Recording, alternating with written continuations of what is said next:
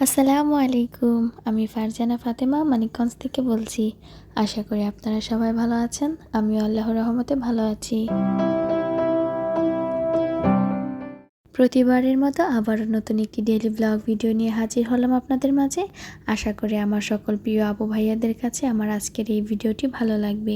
আর আমি আজকের ভিডিওটি সাজিয়েছি নিত্যদিনের কিছু কাজকর্ম নিয়ে। আর আজকের ভিডিওটি খুবই ছোট আকারে আপনাদের মাঝে সাজিয়েছি, যাতে আপনাদের সাথে আমি অ্যাক্টিভ থাকতে পারি। যেহেতু এখন আগের মতো রুটিনে চলে এসেছি, টাইম মতো সব কিছু হয়ে উঠছে না। দেখা যাচ্ছে যে আগে তো রাত জেগে থাকতাম, এখন একটু বেলা করে ঘুম থেকে ওঠা হয়। যদি অ্যালার্ম দিয়ে রাখি তারপরেও আর হচ্ছে না সেই সময় মতো ওঠা। তারপরও চেষ্টা করছি আগের মতো ফিরে আসার জন্য। চেষ্টা তো করতেই হবে, সুফিয়ানের স্কুল খুলে যাবে, তার অফিস তো অলরেডি খুলে গিয়েছে। আর সব কিছু টুকটাক সময় মতো করে উঠলেও ভিডিও এডিটটা সময় মতো করে উঠতেই পারছি না। যাই হোক, মূল ভিডিওতে চলে আসি। বিকালে গিয়েছিলাম ছাদে, সেখানে আমাদের কিছু আলু গাছ হয়েছিল, তো সেগুলো দেখলাম যে মরে যাচ্ছে, তাই ভাবলাম আলুগুলো উঠিয়ে নিই। বাইরে যেহেতু বৃষ্টি বৃষ্টি ভাব হচ্ছে, থাকলে হয়তো পচে যেতে পারে। আর এই যে আমাদের মালবেরি গাছ, এখানে অনেকগুলোই ছিল, এখন আর সেগুলো পাওয়া যাচ্ছে না। তো আজকে ছাদে আসলাম, দেখলাম কয়েকটা পেকে আছে, তাই কিছু পেরে নিচ্ছি। আর এখনকার মালবেরিগুলো একটু একটু মিষ্টি লাগছে। প্রথম দিকের মালবেরিগুলো একটু টক টক লেগেছে, কামরাঙ্গা স্বাদের, এগুলো বেশ মিষ্টি।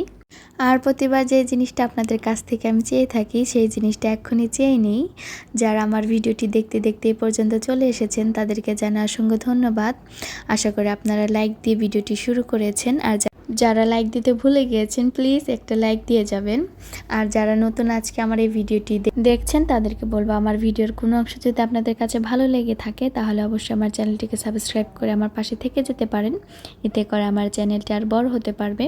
এবং সুন্দর করে একটি কমেন্ট করে যাবেন, যাতে পরবর্তীতে আমি আপনাদের ভিডিওগুলো দেখতে পারি এবং বন্ধু হতে পারি।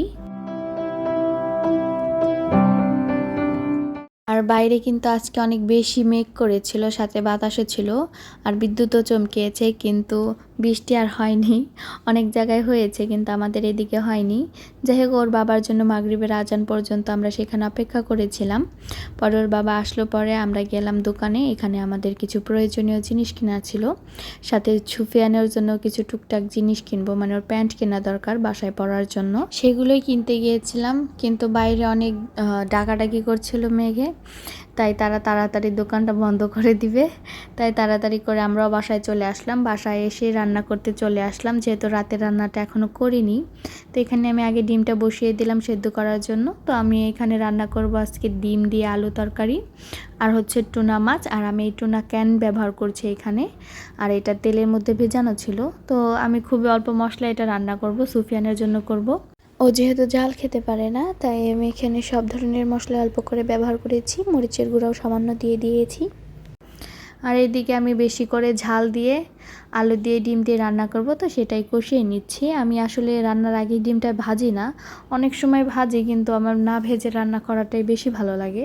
তা আমি এখানে রান্না করে নিচ্ছি। আর আমি একই সাথে দুই চুলে রান্না করে নিয়েছিলাম, তাই একবার ডিমের তরকারি রান্না দেখাচ্ছি, আবার এই টুনা মাছ ভুনা দেখাচ্ছি। যাই হোক, এটা ভাজা হয়ে আসলে এরপর আমি এখানে টমেটো সস দেব। এটা আলাদা একটা স্বাদ নিয়ে আসে তরকারির মধ্যে, মানে সব তরকারিতে দেওয়া যায় না, আমি এইটা রান্না করলে মাঝে মাঝে দিয়ে থাকি এখানে। যাই হোক, আমার আজকের ভিডিওটি ছিল এ পর্যন্তই। আশা করি আপনাদের কাছে আমার আজকের এই ভিডিওটি ভালো লেগেছে। পরবর্তীতে দেখা হবে নতুন কোনো ভিডিও নিয়ে। সে পর্যন্ত সবাই ভালো থাকবেন। আল্লাহ হাফেজ।